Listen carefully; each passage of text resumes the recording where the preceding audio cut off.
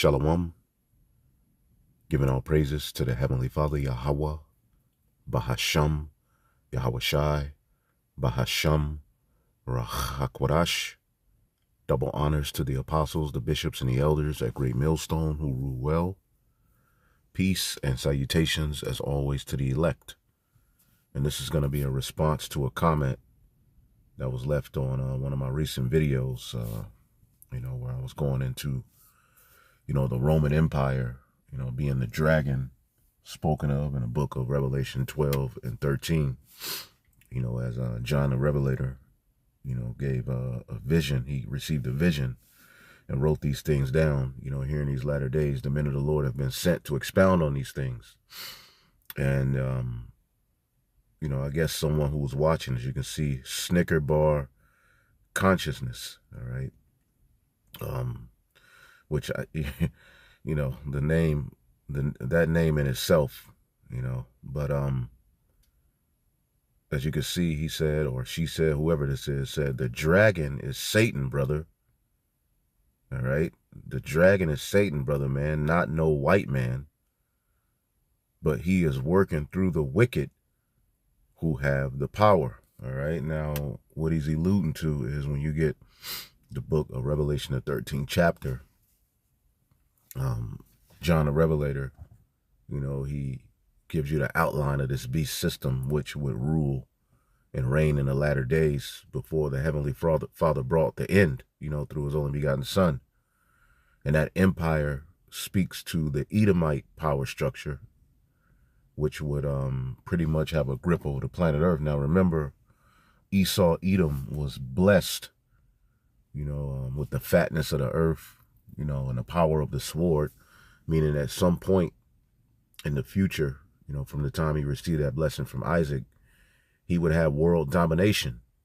All right. He would, control, the fatness of the earth, and it would be primarily through the sword that he would control the fatness of the earth. The fatness of the earth speaks to the resources, and everything therein, through their policy, through their trade, through their European Union, and through ultimately waging war, false flag wars, and many other things. They've gotten control, pretty much of the entire planet Earth. Now, it is a limited rulership.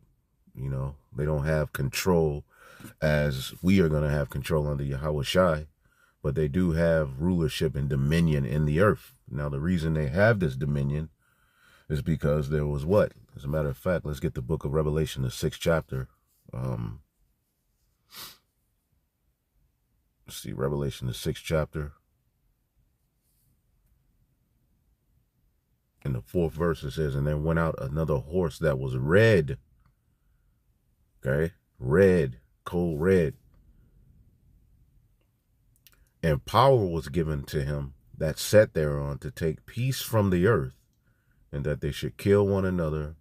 And there was given unto him a great sword. So power was given unto this devil. All right. Now we know his power started primarily with the Greeks, and then you have the Romans, which is what the book of Revelation, the 13th chapter, goes into, and then how that Roman dominance that they would have, the Western Roman dominance that would eventually fall, would be reborn into the earth through a Renaissance period. Now, when you get Revelation, the 13th chapter, it talks about a beast from the sea. Okay? It says, and I stood up on the sand of the sea and saw a beast rise up out of the sea, having 7 heads and 10 horns, and upon his horns 10 crowns, and upon his heads the names of blasphemy. All right? Now, I guarantee you this individual wouldn't be able to break these things down. I guarantee you, if you go to this individual's page, he isn't, or they aren't, all right, going into these breakdowns and making and giving understanding of it. That's been done through the labor of the men of the Lord, starting with, the men who labored, leading up to our apostles, bishops, and elders who expounded on these things for us, man. Okay, only for, this truth to become, now kind of like mainstream. Now everybody is acting as if they know the breakdowns, and if they've been going into these things, y'all ain't been going into these things. Okay, and this is not talking about Satan. This is talking about a world power, a dominant rulership, because when you get Daniel, the 7th chapter, it gives you the 4 beasts that would rule in the world. Okay, and when you get 2nd Esdras, the 11th chapter, it tells you that the 4th beast, all right, would be the power structure that would rule and reign, all right, up until the end, because that 4th beast, the Roman Empire, will be revived. Because so you have the 7 heads, okay, which is it starts with the Greeks, the Romans. You have Germania Major, Germania Minor. You have the Spanish. You have the French, and you have the British. Out of the British came, all right, what is known as the 13 colonies, which led to Babylon the Great.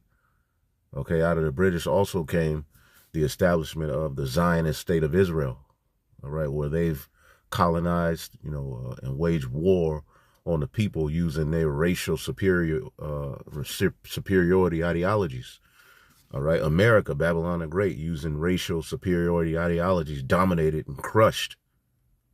Okay, the 10 horns represent the 10 common markets, all right, which ultimately would lead to what is known as the EU, all right, which are vassals or subordinate countries that have aligned themselves with America, the great whore, right? And this gives them, all right, power over trade, power over resources, all right, military might. Then you add NATO up in there, right? So that's what this is talking about. And upon his heads, the names of blasphemy, because out of this Edomite system and power structure, you would get nothing but anti-Messiah rhetoric being spread. That's what the Renaissance brought about. Okay, those Greco-Roman ideologies, all right, were then spread even further throughout the ends of the earth. Okay, and it's all rooted in anti-Messiah. So when you keep reading, it says, and the beast, okay, the beast which is speaking to a world rulership. Okay, again, when you get Daniel, the 7th chapter, okay, when you get Daniel, the 7th chapter, the vision of the 4 beasts, all right, you have the one who had a lion with eagle's wings, right? You had the Assyrian Babylonian Empire, the second, like, a bear that raised itself up on the side. That's the Medes and the Persians. All right. You had another like a leopard, which is the Greeks, right? And then you have the 4th beast, which is the Romans, the Roman Empire, the Western Roman Empire. Okay. And then as you keep reading, another little horn would issue forth from that 4th beast, which is the revival of Rome. So these are talking about world rulerships when you speak of a beast, all right? When you deal with the term beast in the scriptures, it's speaking to those who are without the order, all right, of Yahweh Ba'ashem Yahushai. Okay, they don't rule by the law, statutes, and commandments. They are likened unto beasts who need to be tamed. As the scriptures say, be ye not like the wild beast that need to have a bridle over their mouths. These heathen are like wild beasts, and they rule like wild beasts. And our people, through them ruling, have taken on these impulsive beast-like qualities and behaviors. You see? So these beasts would rule in the earth. So when you read Revelation, the 13th chapter, a beast rising from the sea is not talking about Satan. It's more so talking about a world rulership. Now they will rule through the energy of Satan, right? Because in the very next verse it says, and the beast which I saw was like unto a leopard. What does that mean? That's speaking of the Greeks, because the Edomite power structure started with the Greeks. That blessing of the sword and everything really started to play out with the Greeks. Okay? And they got their power seat of dominance through the Romans. All right? And we're going to show you that this ain't talking about the spiritual demon Satan, what I'm about to read. So the beast which I saw, like when you look up the word beast as well, the word beast is therion. It says an animal, a wild animal, and the heathen are likened unto animals. This is why when our people got into those heathenistic customs, the Jews who were raised in the customs looked at are people who weren't as savages, as wild beasts. Okay? Ultimately, they have no rule over themselves. Okay? So a wild animal, a wild beast, okay, metaphorically, a brutal, bestial man, savage and ferocious. See that? Savage and ferocious. Okay? So this is speaking of men on earth ruling. Okay? And when you go to this, when it says that old serpent, right?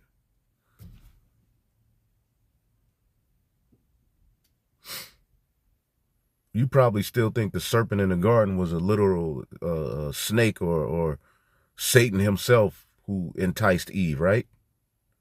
Revelation 12:9, and the great dragon was cast out. What is that talking about? It's talking about Satan himself. That old serpent called the devil and Satan, which deceived the whole world, was cast into the earth, and his angels were cast out with him. What is this talking about? Why is it called that old serpent called the devil and Satan? Okay, let's look up this word Satan.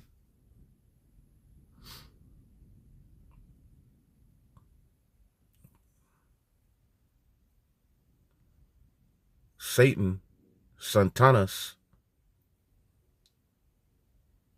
okay, adversary, one who opposes, and that's what this system does. Okay, and him being that old serpent, these are the biblical Edomites. These are men ruling on earth under the energy of Satan. As when you read 2 Thessalonians, the second chapter, he who's coming is after the working of Satan. Okay, as you can see at the very end, it says a Satan-like man. So just because you see the word Satan doesn't mean it's talking about the actual spiritual demon Satan. So going back to Revelation, the 13th chapter, real quick, we'll get back to that. It says, "In the beast which I saw," so this rulership which I saw was like unto a leopard, starting with the Greeks. Right, the Greeks are the leopard, and it had the feet of a bear, speaking to how Russia is going to be used to break up this European alliance and this whole Western domination in the very end. In the mouth of a lion, because what? The British, okay, is how ultimately this power structure would lead to America. Okay, the policies and everything that the British brought forth went all the way back to Rome. Right? This is a whole system. He's witnessing this whole system, and the dragon gave him his power and his seat and authority. So the dragon is what gave this beast system its power, seat, and great authority. The dragon is speaking of the Roman Empire. That's where Esau Edom established his dominance. The Roman military, they had never seen anything like it. So, and that's the very ruler authority that they're ruling with unto this day. Okay, the Renaissance brought back what? Greco-Roman ideologies. Okay, that's where we are here in Babylon the Great. What have they been able to bring back into fruition? The ancient Roman way. That's how the image of the beast lives. Now, how do we know this dragon is talking about the Roman Empire? Well, let's go to the very chapter before and read Revelation, the 12th chapter. Okay, it says, "And there appeared a wonder in heaven, a woman clothed in the sun and the moon under her feet, and upon her head a crown of 12 stars," symbolizing what? The woman, the nation of Israel. Okay, "And she, being with child, cried, travailing in birth and pain to be delivered," speaking of the Jews at that time, right, who were in Jerusalem, were what? They were subjected to being a vassal to the Roman Empire. They were in slavery. And many of the Jews were crying to be delivered, right? They were being forced to pay taxes. They were being persecuted, right? And then it says, "The red dragon, there appeared another woman in a wonder in heaven, and behold, a great red dragon." Now here's that red dragon, having 7 heads and 10 horns. Now you got those two weirdos in Mississippi talking about Satan. This is how he actually looks. He has 7 heads, and he's a 7-headed 10-horn monster, standing up, with a pitchfork, okay, drinking eating those chips, drinking hot sauce, no. Again, this is talking about a system, a rulership on the planet Earth. Okay? And again, as you can see, it has the same 7 heads and 10 horns that we just read about in Revelation, the 13th chapter. So this is going to give you the understanding of who this dragon is that gave this man his seat in authority. Because remember, what did it say in Daniel, the 7th chapter, that the 4th beast would do? Daniel, the 7th chapter. And we're going to read the 11th verse, or let's read the 7th verse. And after this I saw in the night visions, and behold, a 4th beast, dreadful and terrible and strong exceedingly. And it had great iron teeth, meaning he was blessed with the sword, his military might, and devoured and brake in pieces, and stamped the residue of the feet with it. And it was diverse from all the beasts that were before it, and it had 10 horns. Okay, and how was the Roman Empire diverse from all of the other kingdoms? The way that they brought in their rulers were through vote, Senate. All right, as opposed to passing down your dominion from ruler to son. Okay, the way that they brought in their emperors and rulers was different, right? And it had 10 horns, those vassals, okay, those subordinate countries that linked themselves, because as Rome conquered, okay, Rome became an idea that you didn't even have to be in Rome. You can be in another country, okay, another territory, and the Roman presence and authority was there because they had dominated, okay, and made particular leagues with these different territories that they would align themselves and militarily support the Roman Empire. So it dominated like no other empire did before. Okay? So again, this is what Revelation, the 12th chapter, is going into. Okay? Because it was during that beast that our Lord and Savior was born. It was during the Roman Empire. So going back to Revelation, the 12th chapter, and there appeared another wonder in heaven, and behold, a great red dragon, having 7 heads and 10 horns and 7 crowns upon his heads. The same one, it's the same system that we just read about in Revelation 13. It's the same system that we just read about in Daniel, the 7th chapter. So the great red dragon, which Esau Edom is tied to red, right? Having 7 heads and 10 horns. Okay? And the dragon symbolizes the authority and power he's been given, all right, on the earth, okay, through the Roman Empire, all right. The great red dragon having 7 heads and 10 horns and 7 crowns upon his heads, and his tail drew the 3rd part of the stars of heaven, that being Judah, Benjamin, and Levi, okay, being in that captivity under the Roman authority, because the northern kingdom had already left. Okay, they weren't in Jerusalem at this time. You had a few, speckled here and there, but the northern kingdom had left at the time of the Assyrian Empire. So who went into the Babylonian, the Medo-Persian, and then the Greco-Roman Empire? It was the Jews, Judah, Benjamin, and Levi. So this great red dragon struck down the 3rd of the stars of heaven, Judah, Benjamin, and Levi, and cast them to the earth, symbolizing that the Jews were in slavery. Okay, the Romans were ruling during the time that the Jews, okay, were on the scene and that the Messiah was born. Okay, as a matter of fact, let's get the book of John, the 11th chapter and the 48th verse. They were speaking of Yahushua. They said, if we let him thus alone, all men will believe on him, and the Romans shall come and take away our place and nation. It was the Romans who were ruling at this time. Okay, now under the Roman authority, okay, you have the Herodian dynasty, which were given dominion, okay, through a Roman emperor to rule over the region of Judea, Jerusalem, right? It says in his tail, whose tail? The dragon, the red dragon's tail, drew down the 3rd part of the stars of heaven. So if this is talking about the spiritual demon Satan, how did this play out in prophecy? Huh? Did he kick the 3rd part of the heavens from The Jews down from heaven? No, man. Being cast down to the earth symbolizes what? Let's get Lamentations, the 2nd chapter, in the 1st verse. Okay? How hath the Lord covered the daughters of Zion with a cloud in his anger, and cast down from heaven unto the earth the beauty of Israel, and remember not his footstool in the day of his anger. So what was happening at this time? The Jews were in captivity. Okay, the Assyrian Babylonian captivity.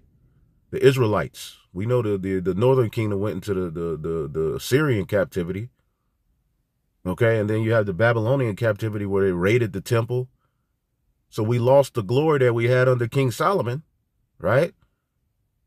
And how have he covered the daughter of Zion, that woman, with the cloud of his anger, and cast down from heaven unto the earth the beauty of Israel, symbolizing us being in a low estate.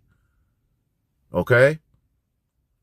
And remember not his footstool in the day of his anger. So he allowed his footstool, his enemies, our enemies, to rule over us. Should not the enemies be the Lord's footstool? Well, he didn't remember his footstool. He allowed his footstool to rule over us. The same thing is taking place here in Revelation, the 12th chapter, where you have the Edomites who established a kingdom under the Greeks, and then the Romans, right, who took us down and cast us to the earth. Revelation 12:4, in his tail drew the 3rd part of the stars of heaven, Judah, Benjamin, and Levi, and did cast them to the earth. And the dragon stood before the woman, which was ready to be delivered, to devour her child as soon as it was born. So wait a minute. So Satan himself stood before an actual woman to devour her child? What is this talking about? Now we can really tap into who the dragon is. Okay, the dragon stood before the woman, which was ready to be delivered to devour her child as soon as it was born.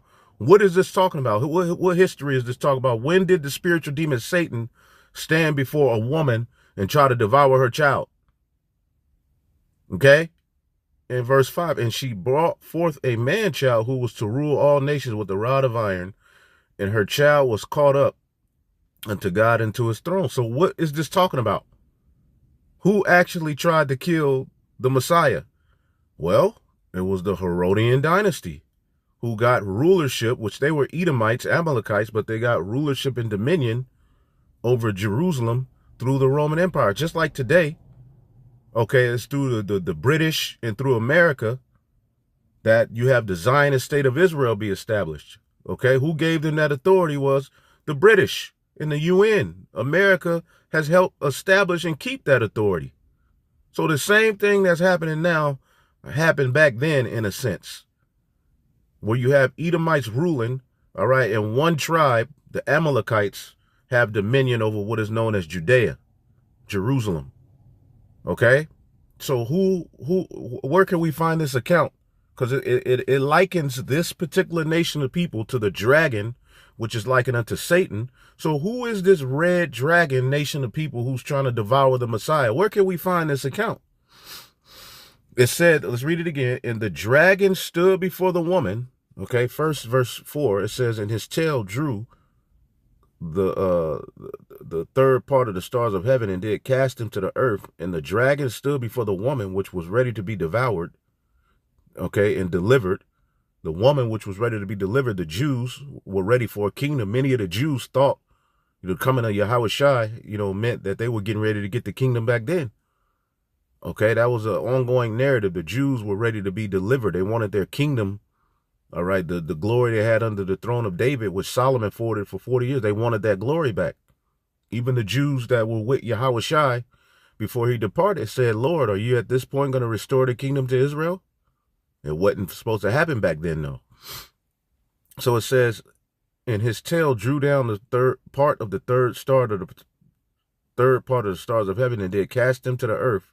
And the dragon stood before the woman, which was ready to be delivered, to devour her child as soon as it was born. So who's this dragon, and what is this referring to? Well, we can go no further than Matthew, the 2nd chapter.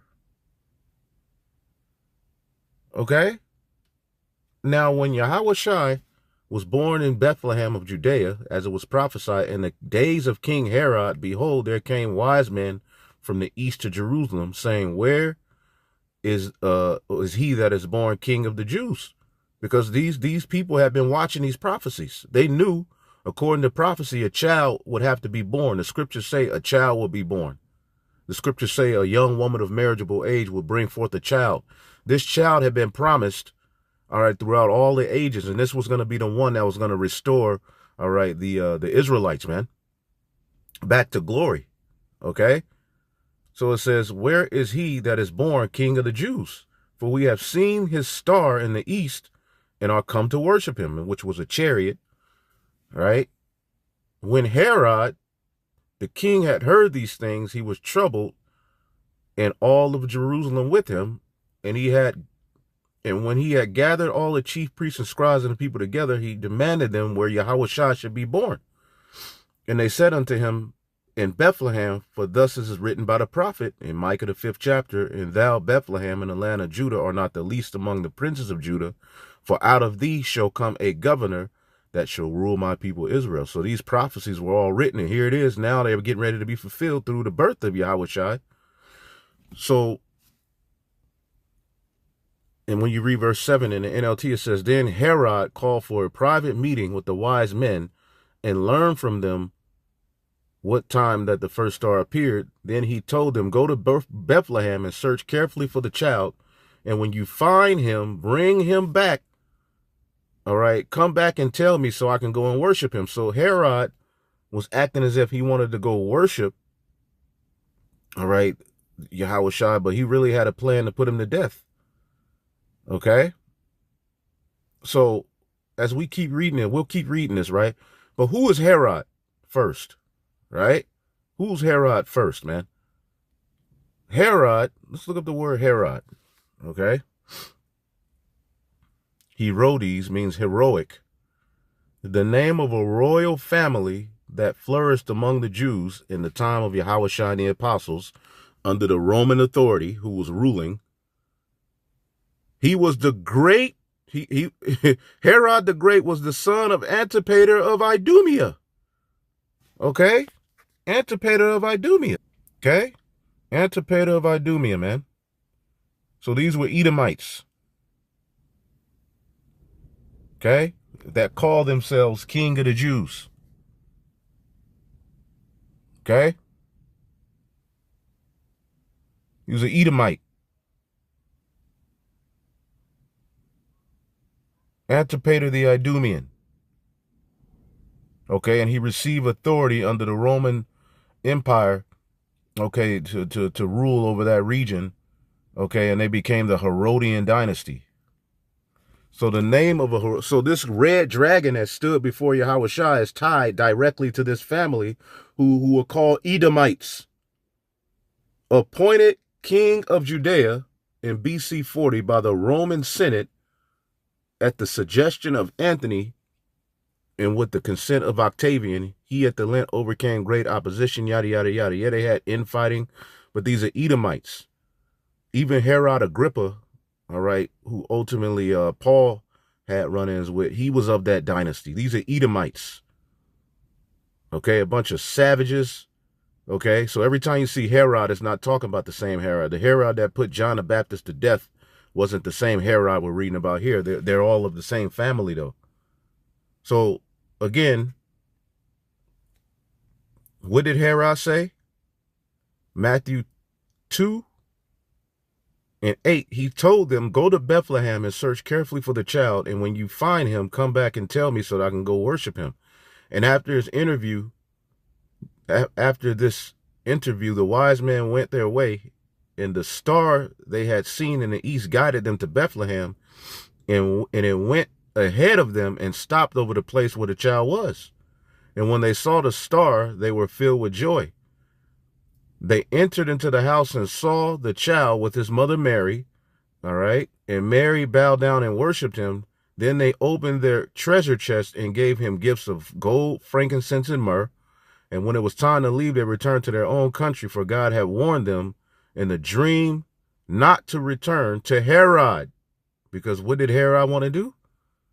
Okay, he wanted to put, all right, the Messiah to death, man. But he hid it under the guise. Oh, I want to see him.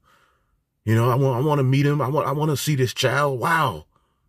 Because they were lying, talking about they were king of the Jews, man. Okay, but they weren't king of the Jews. You just had a bunch of Edomites convert to Judaism or started to keep the laws, all right, in certain instances to fight in our military.